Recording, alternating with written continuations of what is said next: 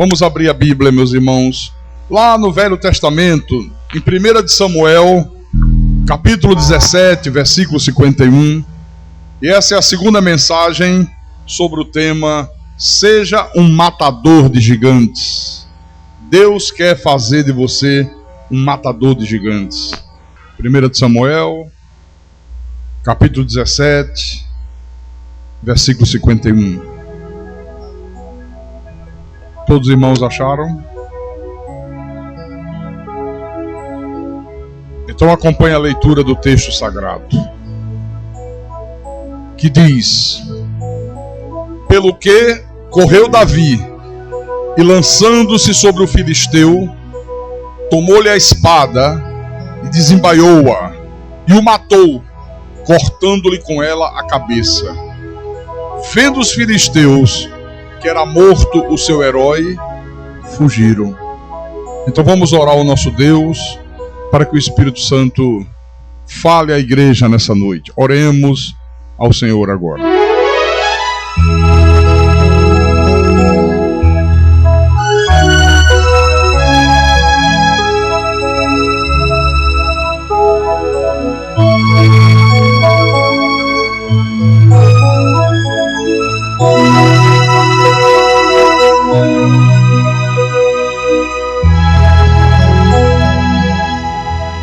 Senhor Jesus Cristo, nosso Deus, nosso Pai, aqui estamos nós, Senhor, os teus servos, as ovelhas do teu rebanho, os teus pequeninos, o teu povo, os teus filhos amados, em obediência à tua palavra.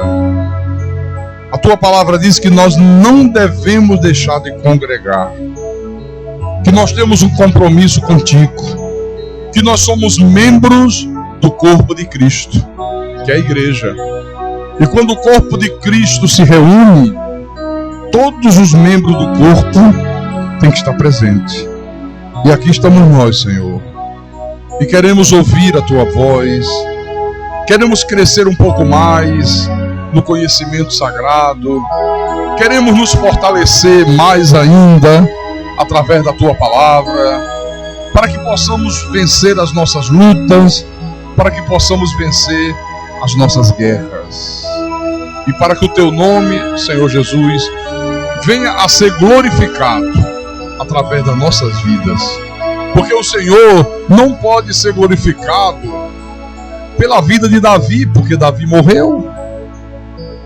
O Senhor não pode mais ser glorificado hoje pela vida de Moisés. Moisés está morto. Nesse mundo, o Senhor tem que ser glorificado através das nossas vidas.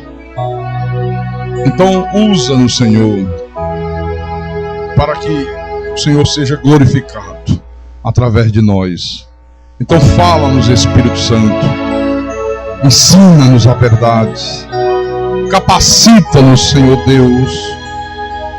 Eu te peço em nome de Jesus, usa-me como teu servo, como teu pastor. Dai-me a capacidade, Senhor, de explanar a tua palavra para o teu povo, porque a minha suficiência, ela vem do Senhor, Deus bendito, Deus amado, e que tudo seja para a tua honra, para a tua glória e para o teu louvor. Eu te peço em nome de Jesus, e que todos que creem digam amém e amém. Diga graças a Deus. Então, meus irmãos, minhas irmãs, Igreja Santa de Jesus Cristo, eu terminei o culto de domingo à noite mostrando como Davi foi usado por Deus, como Davi derrotou um forte gigante filisteu, que era Golias. E eu lembro que eu terminei o culto dizendo para vocês aqui na igreja que o mesmo Deus que fez de Davi um matador de gigantes, ele pode fazer o mesmo com você. Deus pode fazer de você, meu irmão. Deus pode fazer de você, minha irmã. Sabe? Um guerreiro invencível, que não vai ter gigante nesse mundo que possa resistir. E vou mais além. O desejo de Deus é fazer de cada um de nós um matador de gigante, como ele fez com Davi. Agora, se isto é verdade, Por que é que isso não tem acontecido na maioria das vezes? Por que na maioria das vezes nós vemos o povo de Deus sendo derrotado pelos gigantes da vida? Ao invés de derrotar os gigantes, eles são derrotados pelos gigantes. Sabe por quê?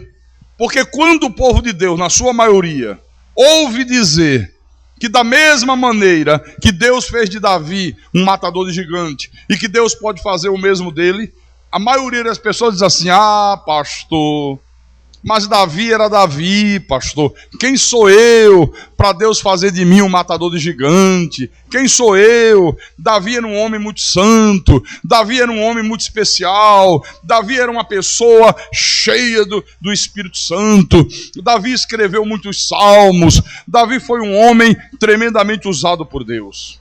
Eu não, pastor. Eu sou uma pessoa cheia de erros. Eu sou uma pessoa cheia de fraquezas. Como é que Deus pode fazer de mim um matador de gigante, como ele fez de Davi? Então este é o grande problema. Este é o grande drama. As pessoas, elas vão se julgando inferiores, elas vão se julgando pessoas cheias de fraquezas, cheias de falhas, e elas começam a imaginar que Davi, Moisés, Daniel, o profeta Elias, elas começam a imaginar que eles eram super-homens. Não, eram super-homens. Nós somos apenas simples mortais. Não, por favor, nunca pense dessa maneira, porque isso não é verdade. Olha, isso impede Deus de fazer de você um matador de gigante, de fazer de você um guerreiro invencível. Deixa eu mostrar para você, na epístola de Tiago, capítulo 5, depois de Hebreus vem Tiago, capítulo 5, versículo 17. Olha o que ele diz aqui. Está falando do profeta Elias, um grande profeta. Você lembra que Elias orou e não choveu? Elias orou, Deus mandou fogo dos céus, consumiu o holocausto, coisas grandiosas, né? Então ele diz: Elias era homem semelhante a nós, sujeito aos mesmos sentimentos, e orou com instância para que não chovesse sobre a terra, e por 3 anos e 6 meses não choveu. O que ele está dizendo aqui? Que Elias era homem semelhante a nós. Elias, Moisés, Daniel, Davi, sabe? Homem semelhante a mim, homem semelhante a vocês, com os mesmos sentimentos, com as mesmas fraquezas, com as mesmas debilidades. Porque, irmãos, olha, todos nós temos falha, todos nós temos erros, todos nós ao longo da vida temos altos e baixos. Agora, a única coisa que Deus requer de nós, que Deus requer de mim, que Deus requer de você, para que Ele possa fazer de você um matador de gigante, é que você, filho amado de Deus, tenha o teu coração todo voltado para Ele. É a única coisa que Deus requer. Alguém já disse que Deus não escolhe os capacitados. Deus capacita os seus escolhidos. É verdade. Sem dúvida nenhuma que é verdade. Então veja, no mundo espiritual, se alguém se julga um santarrão, se alguém se julga o super espiritual, o super ungido, o perfeito, e a igreja de Jesus está cheia de gente que acha que é santarrão. Está cheia de gente que acha que é super espiritual, que é mais espiritual do que todo mundo, que é mais ungido do que todo mundo. Olha, se alguém se julga assim, vai ser envergonhado, vai ser reduzido a nada. O apóstolo Paulo disse isso à igreja, e eu vou mostrar para você. Em 1 Coríntios, veja como ele fala. 1 Coríntios capítulo 1, versículo 26 em diante. Vejam que palavras o apóstolo Paulo pronuncia para a igreja. Ele diz: irmãos, reparai, pois, na vossa vocação, visto que não foram chamados muitos sábios segundo a carne, nem muitos poderosos, nem muitos de nobre nascimento. Pelo contrário, Deus escolheu as coisas loucas do mundo para envergonhar os sábios, e escolheu as coisas fracas do mundo para envergonhar as fortes. E Deus escolheu as coisas humildes do mundo e as desprezadas, e aquelas que não são, para reduzir a nada as que são, a fim de que ninguém se vanglorie na presença de Deus. Por isso que o Evangelho da graça de Deus, irmãos, ele não deixa espaço para a vanglória pessoal, para a soberba, não há espaço. Olha, Deus não se pressiona com a nossa aparência, Deus não se pressiona com a nossa posição social, Deus não se pressiona com as nossas realizações pessoais, Deus não se pressiona com as nossas origens, Deus não se pressiona com a nossa posição financeira. Nada disso impressiona a Deus. Deus não nos chama, ou nos chamou, né? Por causa de alguma coisa que nós éramos, ou por causa daquilo que nós somos. Não. A verdade é que Deus nos chamou e Deus nos usa, apesar do que nós éramos e apesar do que nós somos. Porque quem éramos nós antes? E o que somos hoje? Temos tantas falhas, temos tantos erros, temos tantos defeitos, mas apesar disso, Deus nos chamou e Deus nos usa. Então veja que Deus chama os simples, os humildes, os sem poder. Paulo disse, ele escolhe os loucos, ele escolhe os fracos, ele escolhe os de origem humilde, os desprezados, para mostrar aos arrogantes, para mostrar aos prepotentes, para mostrar àqueles que se julgam ser melhor do que os outros, a sua graça e o seu poder. Está aqui, ó. Porque o mundo secular lá fora e o mundo religioso admira muito as origens, né? Qual é a sua origem? Olha, fulano é da família tal, é uma família tradicional, é uma família rica, é uma família importante, né? O mundo lá fora admira muito a posição social, o sucesso financeiro, o poder que a pessoa tem nas mãos, os títulos pomposos, os diplomas que a pessoa consegue conquistar ao longo da vida. Mas eu quero dizer para você, meu irmão, nada dessas coisas tem importância para Deus. Deus não está preocupado com a tua origem. Deus não está preocupado com o teu poder. Deus não está preocupado com a tua posição financeira. Deus não está preocupado com a tua posição social.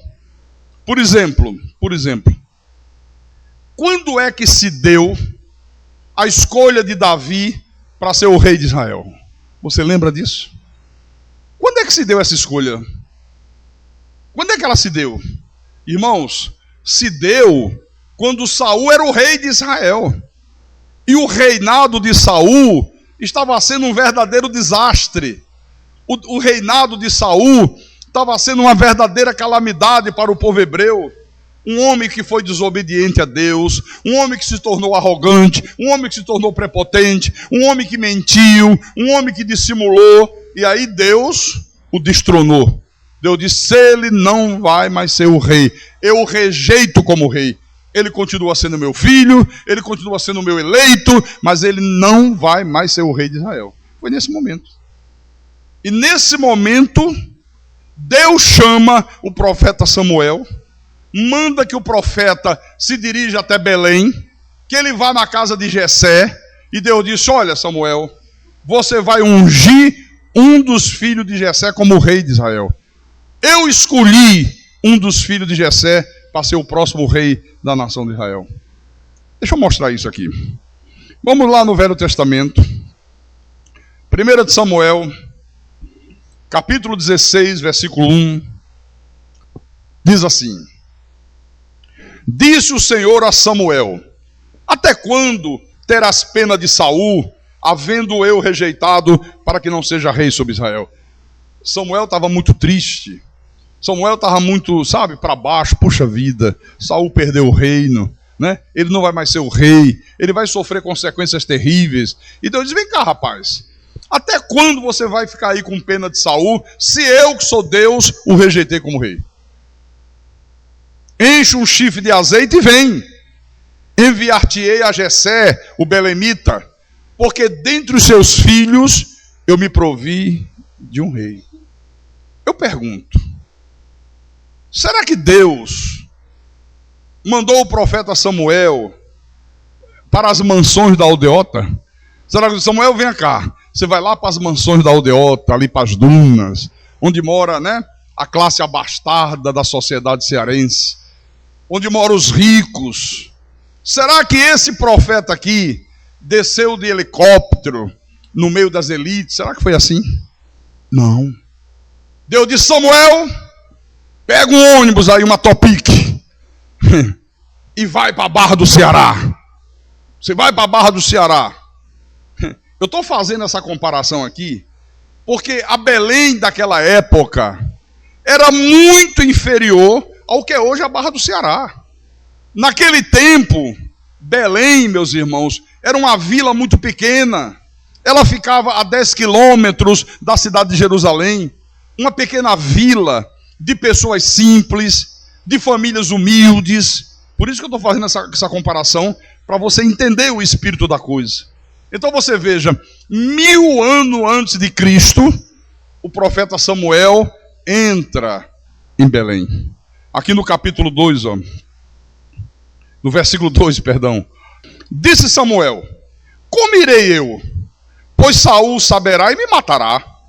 Então disse o Senhor: toma contigo um novilho e dize: vim para sacrificar ao Senhor. Convidarás Jessé para o sacrifício. Eu te mostrarei o que hás de fazer, e ungir-me-ás a quem eu te designar. Fez, pois, Samuel o que dissera o Senhor, e veio a Belém. Saíram-lhe ao encontro os anciãos da cidade, tremendo, e perguntaram: é de paz a tua vinda? Ele respondeu: é de paz, vim sacrificar ao Senhor. Santificai-vos e vinde comigo ao sacrifício. Santificou ele a Jessé e os seus filhos e os convidou para o sacrifício. Olha só que coisa. No primeiro momento, quando Deus deu a ordem ao profeta Samuel para ele ir a Belém, que ele ia ungir um dos filhos de Jessé como futuro rei de Israel, o profeta Samuel ficou receoso. Senhor, como é que vai ser isso? Saul vai saber e vai me matar. Era muito perigoso você ungir alguém rei, enquanto o outro ainda estava exercendo o seu reinado, claro e evidente. Ele disse: olha, vai ser um problema muito grave para mim. Deus disse: não tem problema não, Samuel. Você pega um novilho, você leva lá para Belém, e você diz que foi a Belém somente para fazer um sacrifício ao Senhor, para fazer um sacrifício a Deus. Está aqui, ó. Aí o profeta entra em Belém, né, puxando o novilho. O povo ficou com muito medo, os anciãos ficaram assombrados, não era comum um profeta se dirigir a Belém, e eles ficaram pensando: o que o profeta veio fazer? Será que ele veio para castigar alguém? Será que ele veio para trazer algum castigo sobre a nossa cidade? É de paz a tua vinda? É de paz? E Samuel disse: não, fiquem tranquilos, eu vim para oferecer um sacrifício a Deus. E eu quero convidar vocês, os anciãos, eu quero convidar você, Jessé, eu quero convidar os teus filhos, eu quero que vocês se juntem a mim, que nós vamos sacrificar ao Deus de Israel.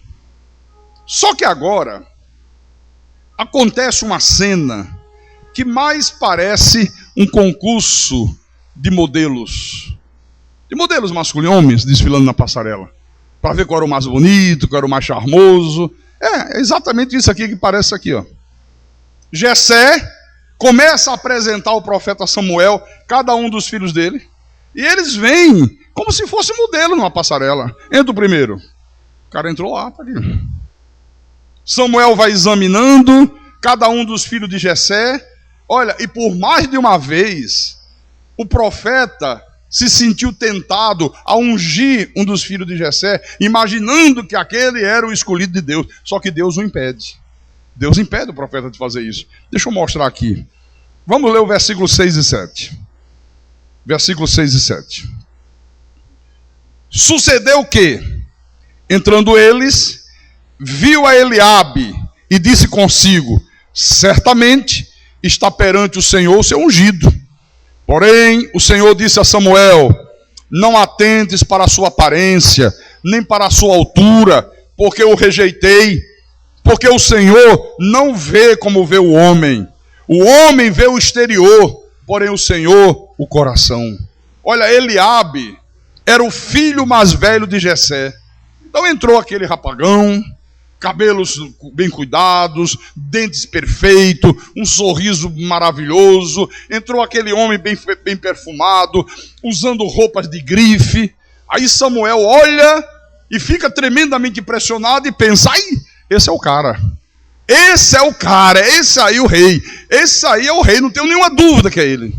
E Deus diz, errado, seu profeta. Errou. Eu não escolhi esse aí como rei. O profeta disse, sim, caramba, me dei mal. Fui me deixar levar pela aparência. Fui me impressionar pelo que os meus olhos estavam vendo. E Deus está dizendo que não é ele. Agora leia o versículo 8. Então, chamou Jessé a Abinadab e o fez passar diante de Samuel, o qual disse, nem a este escolheu o Senhor. Você vê, o segundo filho de Jessé a se apresentar foi Abinadab. Aquele porte de ator da Rede Globo, sabe? Charmoso, bonito, usando um terno italiano, sapatos de couro, de cromo alemão, aquele corpo saradão, aquele sujeito que todo dia faz academia, corre na beira da praia, sabe? O estilo de um rei, na visão do profeta. Samuel olha, se empolga mais uma vez e diz, esse é o rei. Esse aí, eu não me engano, esse tem toda a pinta de rei. O problema, irmãos, é que Deus não está interessado na pinta de ninguém. Ele está olhando, olha que pinta ele tem, olha a pinta daquela irmã, olha a pinta... Não. Deus não está interessado nisso aqui, não. Deus também reprova Abinadab. Está aqui, ó. Não, mas ele tem toda a pinta de rei. Olha lá o porte dele. Olha lá o jeito dele. Olha a maneira dele andar. Olha a maneira dele falar. Tem toda a pinta de um rei. Deus não está preocupado com isso. Deus, não, eu também o rejeitei. Aí Samuel disse, Jessé, manda entrar o terceiro. Versículo 9. Então, Jessé fez passar a Samá. Porém Samuel disse, tão pouco a este escolheu o Senhor. Ah, Samá, o terceiro filho, muito estudioso, formado pela Unifor. Meu irmão, se formou na Unifor, imagina a pinta.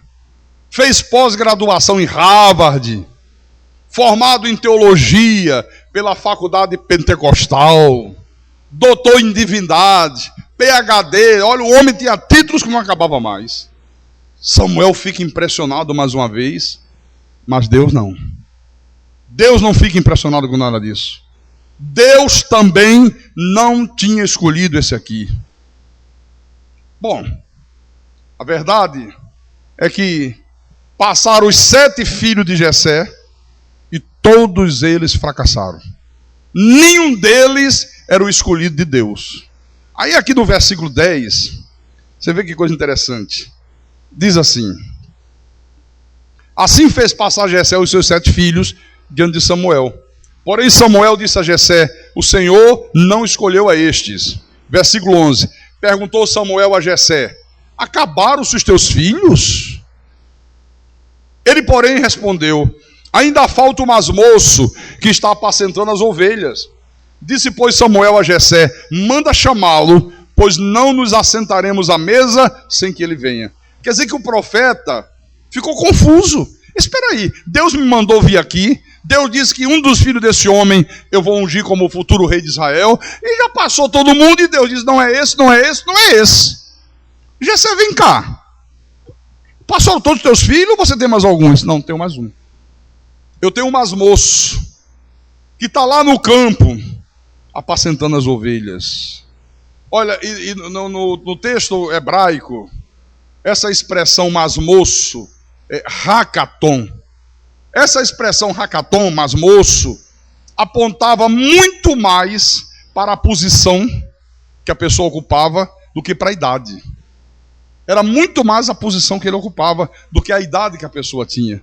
Porque nós temos aqui no hábito dizer o masmoço, então é o caçula, né? Foi o último que nasceu, né? É o de menos idade. Não era o caso aqui. Então, quando dizia, esse meu filho aqui é o hakaton, não significava obrigatoriamente que ele fosse o mais moço.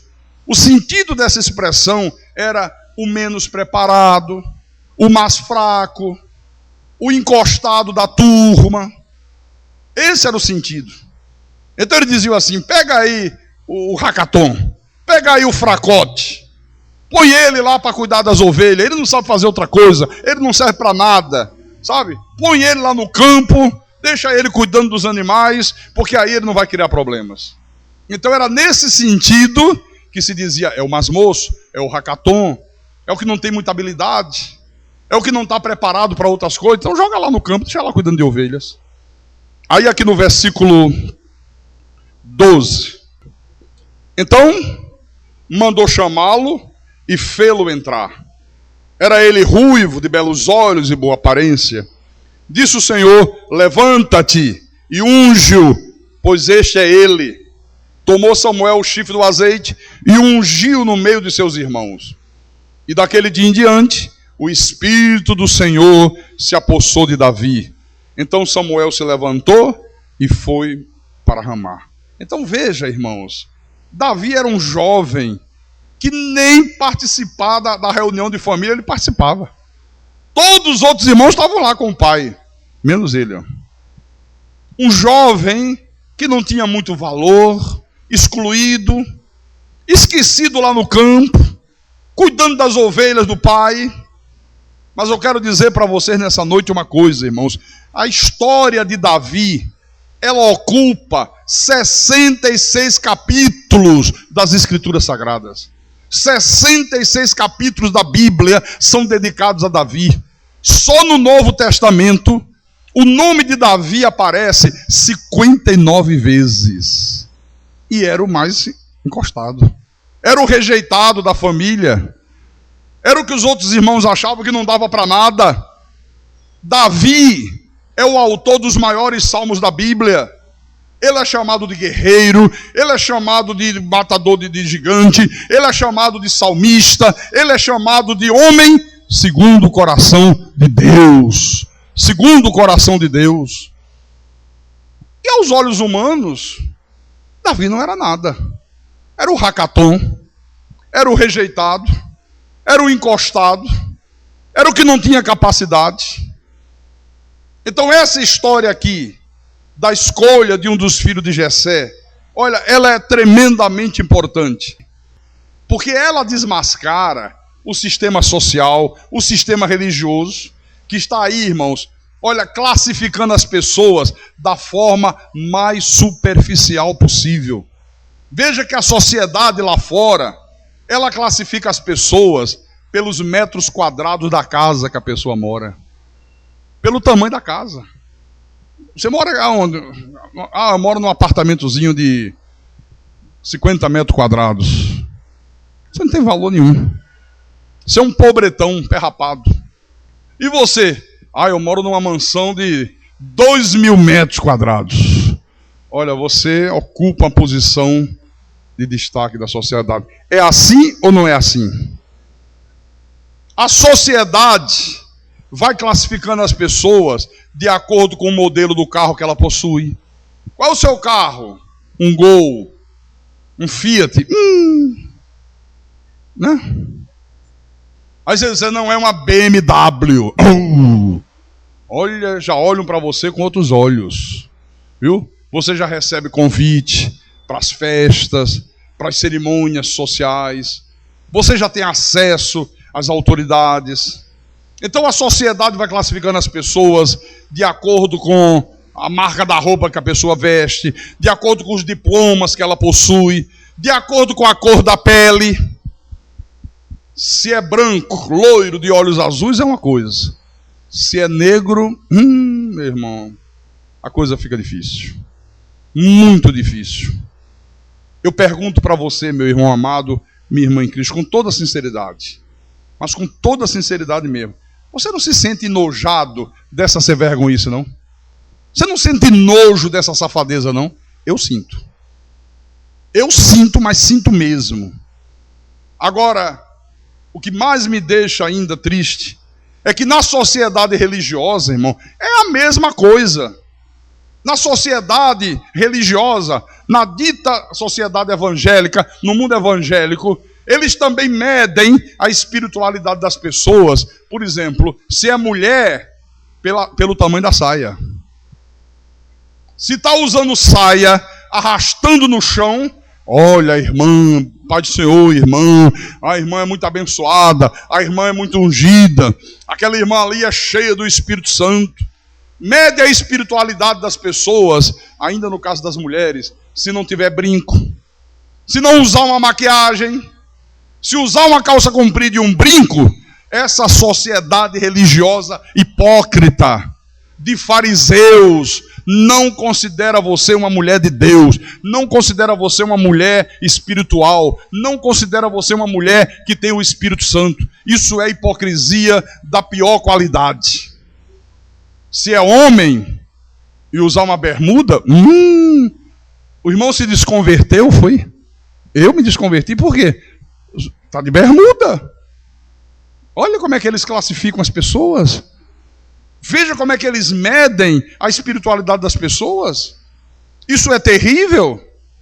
Se não tem televisão, se não ouvir uma música popular brasileira, aí diz que a pessoa é espiritual. Se assiste uma televisão, se gosta de ouvir uma boa música, diz que você não é espiritual.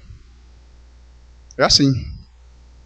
Agora, aquela santidade que o nosso Deus exige, aquela santidade que Deus requer de cada um de nós, que é aquela santidade que nós apresentamos através das nossas atitudes. Pedro disse: sejais santos em todo o vosso procedimento. Deus quer uma santidade nas atitudes, Deus quer uma santidade no nosso procedimento. Esta santidade é totalmente ignorada. O conhecimento de Deus não é levado a sério. Não é levado a sério. Eles preferem muito mais o exterior do que o interior. Dão valor ao estereotipo. Não dão valor àquilo que está dentro da pessoa, àquilo que está dentro do coração. Não dão valor ao caráter. Não dão valor. Você pode ter o caráter de Deus. Se você estiver usando uma calça comprida, olha, eles nem cumprimentam você. Não consideram você uma mulher crente. Não consideram você uma mulher convertida. Ou não é assim? O sistema religioso prefere muito mais homens carismáticos do que pastores preparados, do que pastores verdadeiramente vocacionados por Deus. Eles preferem muito mais o poder do dinheiro do que o poder da palavra. O que prevalece no mundo religioso de hoje é o poder do dinheiro. Se você é de uma igreja que tem muito dinheiro, muito poder financeiro, olha, as outras igrejas só falta carregar você dos ombros. Todo mundo paparica você, todo mundo reconhece você como um homem de Deus, todo mundo reconhece você como uma pessoa ungida. Se você for de uma igrejinha simples, pequenininha, humilde, que não tem poder financeiro, não tem poder político, olha, todo mundo lhe vira as costas. É verdade. Olha, meus irmãos, eu particularmente estou enojado, mas muito enojado, dessa hipocrisia social e religiosa. Sinceramente. Por isso eu digo para você nessa noite, meu irmão, minha irmã em Cristo, olha, não se preocupe com aquilo que a sociedade pensa. Não se preocupe. Não se preocupe com o que os homens lá fora pensam. Porque o que importa é o que Deus pensa a respeito de você. O que vale é o que Deus pensa a respeito de você. Essa semana, uma senhora ligou para mim e ela disse: pastor Carlos Magno, como eu tenho vontade de ir aí na igreja, na Cristo é Vida. Eu tenho ouvido o teu programa, pastor, mas eu não tenho coragem de ir porque eu acho que Deus não me aceita. Eu digo: pera lá, senhora, por quê? Por que a senhora acha que Deus não lhe aceita? Sabe por quê, pastor? Olha só. Eu já fiz parte de uma igreja. Só que eu vivo com meu marido há 8, 10, 12 anos, uma coisa assim. E nós nunca casamos. Mas somos uma família, temos filhos. Eu vivo para ele, ele vive para mim. E nessa igreja que nós começamos a congregar, nós passamos a ser discriminados. Era uma discriminação danada. Sabe, nós éramos alvos de críticas, era uma coisa terrível. Chegou uma hora que nós não aguentamos a pressão e saímos. Então, eu acho que Deus não me aceita. Eu acho que Deus me rejeita. É por isso que eu digo, irmãos, que essa história de Davi aqui, que eu estou relatando para vocês, essa história de Davi foi escrita para os excluídos da sociedade social, né, secular, e da sociedade religiosa. Essa história aqui, ela foi escrita para os rejeitados por esse sistema religioso dos homens, por esse sistema religioso dos fariseus modernos. Por isso que às vezes a pessoa comete um erro, a pessoa comete um pecado qualquer, e o que é que acontece via de regra nas igrejas? Todo mundo joga pedra, todo mundo condena, todo mundo discrimina, todo mundo diz que perdeu salvação, todo mundo vira as costas. A pessoa passa a ser vista como se fosse um cão raivoso, um cão com raiva. Já viu um cão com raiva? Todo mundo na rua joga pedra para matar o cachorro? Mas não é assim ou não é assim? Ou não é dessa maneira? Não é? É o que acontece, irmãos. Eu estou falando para vocês a verdade. Mas olha o que a Bíblia diz. Em 1 de João, capítulo 1, versículo 8. 1 de João, capítulo 1, versículo 8. Eu vou ler. Se dissermos que não temos pecado nenhum, a nós mesmos nos enganamos e a verdade não está em nós. No versículo 10 ele repete: se dissermos que não temos cometido pecado, fazemo-lo mentiroso e a sua palavra não está em nós. Isso é tremendo. Claro, é evidente que todos nós sabemos que é dever de todo filho de Deus viver uma vida de santidade, viver uma vida de agiasmo, viver uma vida sem pecado. Todos nós sabemos disso. E nós nos esforçamos para isso. Mas, eventualmente, nós pecamos. Ou aqui tem alguém que não peca. Ou aqui tem alguém que diz: não, pastor, eu sou santão. Ah, comigo é coisa diferente, pastor. Eu sou um santarrão. Eu sou isso, eu sou aquilo. Tem? Porque se tiver, Deus está dizendo, é mentiroso. Agora, se eventualmente nós pecamos, e sem dúvida nenhuma que pecamos, está aqui, será que por causa disso Deus nos descarta? Será que nós nos tornamos imprestáveis para Deus? Será que não servimos mais para Deus? Nunca, nunca, nunca, nunca, nunca. Olha, irmãos, Moisés fugiu da justiça, mas Deus o usou. Deus usou Moisés. Jonas fugiu de Deus, não queria obedecer a Deus, mas Deus o usou. Raabe era dona de um bordel, era dona de um prostíbulo, era dona de um cabaré, mas Deus usou essa mulher. Ela foi responsável, sabe, pela vitória do povo hebreu sobre Jericó. Foi usada por Deus. Essa mulher faz parte da galeria dos heróis da fé. Ela está na genealogia de Jesus. Sansão se envolveu com uma mulher errada. Elias, numa hora de fraqueza, fugiu para um deserto com medo das ameaças daquela rainha perversa. Está tudo aqui na Bíblia. Sara, a mulher de Abraão, ela duvidou da promessa de Deus, de que ela ia ser mãe, de que mesmo estéril e idosa, ela ia dar à luz um filho. Mas Deus usou a todos eles, irmão. Apesar disso, Deus usou a todos. E Davi?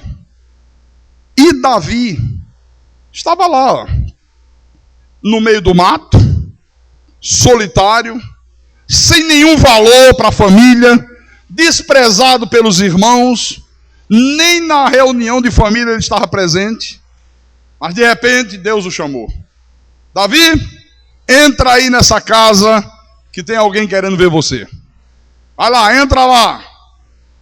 Lá vem Davi. Entra, se apresenta diante de Samuel. E naquela hora, os olhos humanos viram apenas um adolescente. Viram apenas um rapazola de 15 ou 16 anos. Inexperiente, fedendo a suor, misturado com cheiro de ovelha, sujo, precisando de um banho, era assim que ele estava.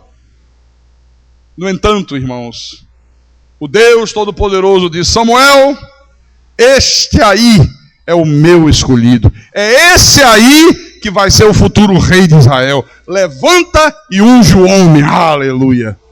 Aleluia. Quer dizer, Deus viu aquilo que ninguém viu. Deus viu aquilo que ninguém viu. O que Deus viu, pastor? Deus viu que naquele rapaz havia um coração que o buscava com toda a sinceridade. Um coração que era fiel. E veja, apesar de todos os seus defeitos, Davi era um homem que tinha o seu coração todo voltado para Deus. Um homem que confiava em Deus de uma forma absoluta. Um homem que cria obstinadamente no poder de Deus. Um homem que esperava em Deus. Por isso que ele era um homem segundo o coração de Deus. Olha, meu irmão e minha irmã, isso é tudo que Deus requer da gente. Isso é tudo que Deus precisa. Por favor, creia nisso aqui. As pessoas lá fora, elas medem você pelo tamanho da tua conta bancária. Quanto é que você tem no banco? Quanto é que você ganha? Quanto é a tua renda? De acordo com o tamanho da tua conta, você é considerado, você é honrado, sabe? É dessa maneira que eles medem. O sistema religioso, minha irmã, mede você, mede a tua santidade pelo cumprimento da tua saia. Isso é ridículo. Eles medem a tua santidade se você está de brinco, se você não está de brinco. Deus não. Deus examina os corações. Diga graças a Deus por isso. Deus examina os corações. Olha, você sabe como é que Deus chamava Davi? Vou te mostrar. Abre Atos. Atos capítulo 13.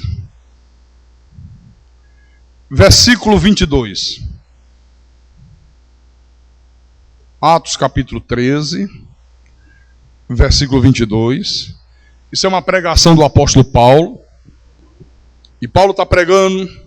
E ele diz: E tendo tirado a este, levantou-lhes o rei Davi, do qual também, dando testemunho, disse: Achei Davi, filho de Jessé, homem segundo o meu coração, que fará toda a minha vontade. Aleluia. Olha como é que Deus chamava Davi, homem segundo o meu coração. Olha, Deus não deu esse título aqui a nenhum outro homem. Deus não deu esse título a Abraão, Deus não deu esse título a Moisés, Deus não deu esse título a José, Deus não deu esse título ao profeta Isaías. O Senhor chamou Paulo de apóstolo, chamou João de discípulo amado. Olha, mas nenhum deles foi identificado por Deus como um homem segundo o meu coração. Então essa história aqui de Davi, ela não serve para os santarrões da religião. Sabe aquela gente que diz que é santarrão, que não peca, cheio de santidade, cheio de perfeição? Não serve. Essa história aqui não serve para aqueles que se julgam perfeitos, para aqueles que se julgam sem pecados, para aqueles que se julgam super crentes. Agora, para nós, que somos simples mortais, esta é uma história maravilhosa, irmãos. Porque todos nós aqui somos iguais a Davi. Todos somos iguais. Uma hora, a gente dá cada mergulho na água maravilhoso, meu irmão. Na outra hora, dá cada barrigada, buf! Numa hora, a gente faz um baião de 2, nota 1000. No outro dia, já faz um feijão queimado. Parece que desaprendeu de um dia para o outro. É assim ou não é assim? Davi foi assim, queridos. Davi foi assim. Teve muitos acertos. Teve. Mas também cometeu muitos erros. Muitos erros, irmão Geraldo. Muitos, não foram poucos. Derrotou Golias. Derrotou. Estava todo focado em Deus, alerta, vigilante. Uma maravilha. Mas chega lá na frente, não vigia, e aí começa a cobiçar uma mulher casada. Betsabá. O mesmo homem. Aqui, ó. Um homem que soube liderar exército, mas não soube liderar a própria família. Eu vou mostrar isso para vocês ao longo das mensagens. Pastor Davi não soube liderar a própria família? Não soube. Foi um desastre. Conseguiu orientar muita gente. Ele orientava todos os seus súditos, mas não conseguiu orientar os próprios filhos dele. Pastor, está na Bíblia? Está. Está surpreso? Pastor, eu achava que Davi era o suprassumo da perfeição. Quer dizer que ele é igualzinho a mim? Às vezes eu tenho dificuldade, pastor, de orientar meus filhos. Às vezes eu tenho tantos acertos, mas também cometo tantas falhas, tantos erros. Você vai ver tudo isso ao longo dessa série de mensagens. Pastor, quer dizer que, mesmo assim, a Bíblia Sagrada diz que Davi foi um homem segundo o coração de Deus? É verdade, acabei de ler aqui para vocês. E vou dizer mais, irmãos, o fato de Deus ver Davi do modo que Davi era, nos enche de esperança, irmãos. Nos enche de esperança, porque nos melhores momentos da vida de Davi, ninguém foi igual a ele. Ninguém, absolutamente ninguém. Ninguém foi melhor do que Davi. Mas eu quero que você saiba que nos piores momentos da vida desse homem, ninguém também foi pior do que ele.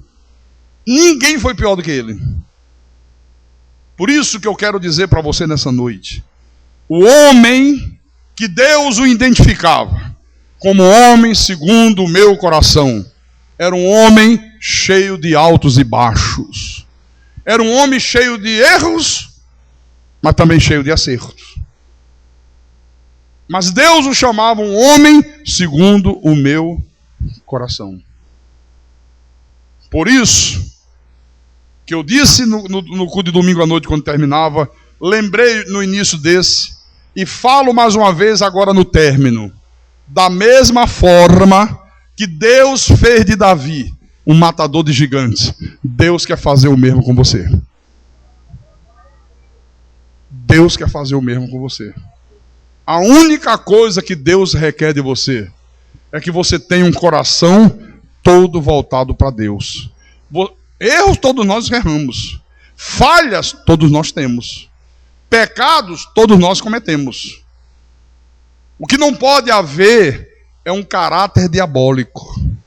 O que não pode haver, sabe, é aquele caráter maligno. Aquela pessoa que tem um caráter do diabo. A pessoa que trai. Não tem gente que trai. Isso é do diabo, querido. Isso é que não pode existir. Gente que se finge de amigo e por trás apunhala, mete a faca nas tuas costas. Isso é que não pode ter. Viu? Por isso que Davi, apesar das suas falhas, apesar dos seus erros, mas ele não tinha um caráter diabólico. Esse homem aqui, ele tinha o caráter de Deus. Falhava como qualquer um falha. Porque enquanto nós estivermos nesse corpo de carne, nós estamos sujeitos às falhas. Ou não estamos? Estamos ou não estamos? Estamos. A gente luta, a gente se esforça, a gente ora, a gente procura crescer no conhecimento de Deus, para que a gente erre o mínimo possível. Essa é a nossa luta, errar o mínimo possível. Mas por mais que a gente se esforce, de vez em quando, a gente dá cada cabeçada, meu irmão, que dá vontade de sair correndo. Dá vontade de sair correndo.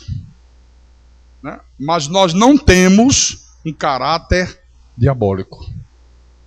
Nós não temos o caráter maligno.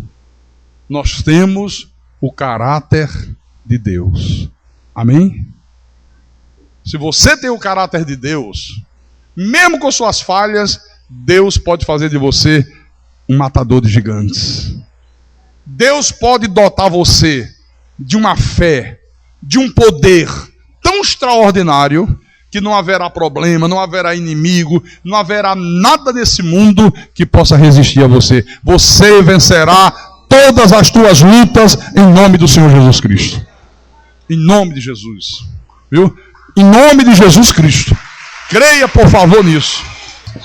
Nunca se julgue inferior. Nunca deixe o diabo colocar na tua cabeça, não, quem é você para ser igual a Davi? Muitos de vocês pensavam assim, não pensavam não? Não, Davi é Davi, quem sou eu? Eu posso me comparar a Davi? Pode, sim, senhor. A Bíblia diz que era um homem semelhante a nós, com os mesmos sentimentos, as mesmas fraquezas, os mesmos erros, os mesmos pecados, igualzinho a mim, igualzinho a você. Mas o que Deus enxergava neles? Um coração todo voltado para Deus. Deus enxergava nele o quê? Um homem que tinha o caráter de Deus, que confiava obstinadamente em Deus. Um homem capaz de fazer tudo aquilo que Deus mandava sem se preocupar com as consequências. Será que todos nós somos assim? Será que todos nós aqui confiamos em Deus obstinadamente? Será que todos nós aqui fazemos aquilo que Deus manda sem nos preocuparmos com as consequências? Se fazemos, então nós somos homens segundo o coração de Deus. Se você é incapaz de trair alguém, se você é incapaz de dissimular, se fingir de amigo, Judas, né? Nem os apóstolos desconfiavam que Judas ia trair Jesus. Jesus dizia, olha, eu não escolhi vocês no número 12, sim, um de vocês é diabo. E eles ficavam olhando para o outro, quem será? Quem será? Você vê, o sujeito era tão dissimulado que não deixava nenhuma pista. Ninguém desconfiava quem era. Às vezes não tem pessoas assim dentro da igreja? Parece convertido, parece cristão, parece que tem o Espírito Santo, parece nascida de novo, mas só parece. E a gente olha e não consegue ver que não é. Mas lá na frente, o próprio Deus cria situações que a pessoa começa a mostrar as garras de lobo. Aí você diz, eu pensei que era ovelha, não, é lobo. Viu? É. Aqui, ó. Homem segundo o coração de Deus. Aleluia. Homem segundo o coração de Deus. Homem fiel. Homem de palavra. Homem perdoador. Homem misericordioso. Olha, eu vou mostrar tudo isso. Nós vamos ver coisas aqui, olha, que vão enriquecer a nossa vida espiritual. Nós vamos ver coisas que vão nos preparar para que nós sejamos muitíssimos usados por Deus. Para que você seja muitíssimo usado por Deus. Para que Deus faça de você um matador de gigante. Em nome de Jesus, para a glória do Deus Todo-Poderoso. Amém? Louvado seja o nome de Jesus Cristo. Pode glorificar a Deus com palma.